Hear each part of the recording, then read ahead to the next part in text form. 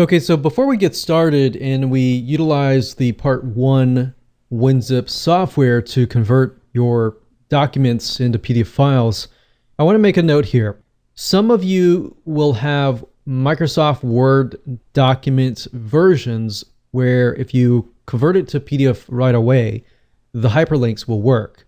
But some of you will have outdated versions of Microsoft Word, or you're using something else like Pages or a different word processing system.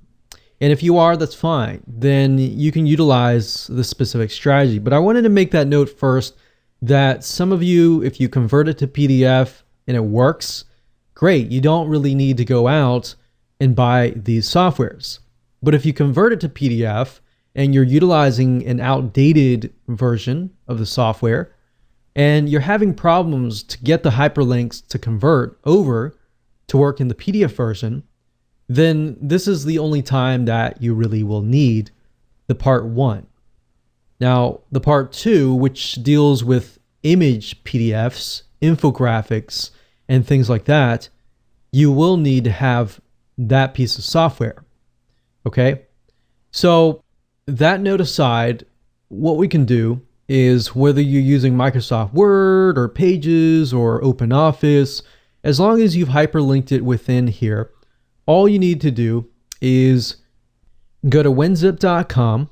That's WINZIP.com. Now, winzip.com, the nice thing about this is that you can do much more than just convert. You can add watermarks. So if you want to brand your file, you can do that.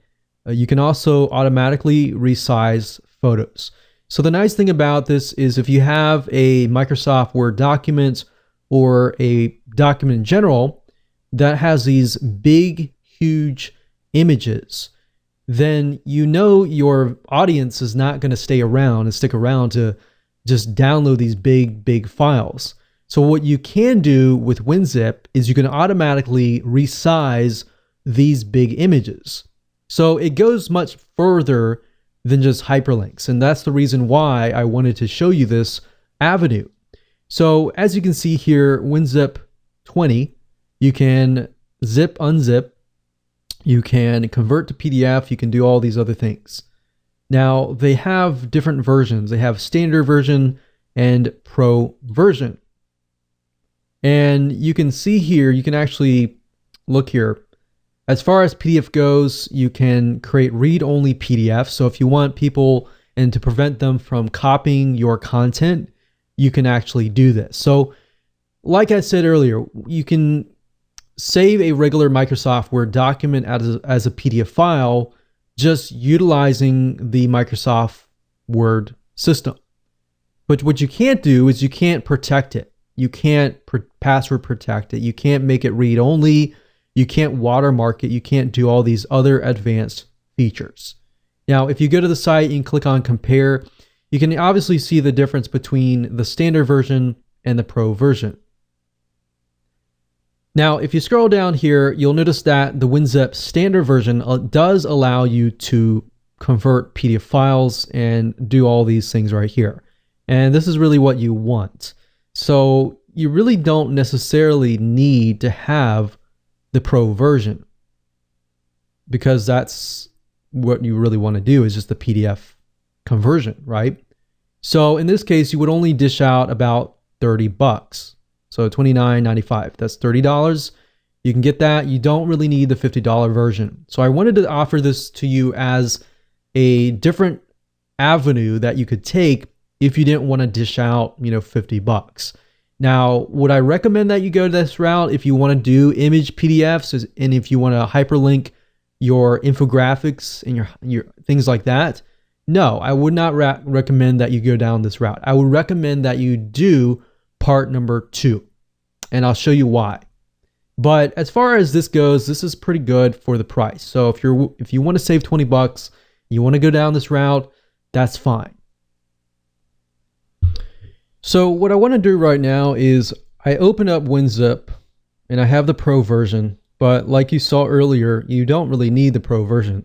The only reason why I got the pro version was because I wanted the other options that came along with WinZip. Now, as you can see here, what you can do is you can check convert to PDF. You can click on options. You can also click on PDF conversion options, and you can also change the resolution. So if you find that your Windows Microsoft Word document is very, very big and has these really massive images, you can always tone down the resolution and the image quality. You can convert to a read-only so that some people cannot copy your content, and you can do other things as well. So we can click on save here. You can also resize the photos if the photos are too big, and if you click on photo resize settings, you can scale them bigger or even smaller depending on what size it is, because as you know, when you put an image inside of Microsoft Word, if they're really, really big and you convert it over, they're just going to convert over at that same size. So these are just some things to think about as far as user experience. You don't want them to get to a point where they're downloading this massive file, essentially. So when you're done and you have chosen your options that you want, all you need to do is simply find the Microsoft Word document, as you can see here, and we can simply drag and drop it right here. So what's this doing right now? It's just converting the file to a PDF file. So I'm going to pause this video and we'll see you when it is complete.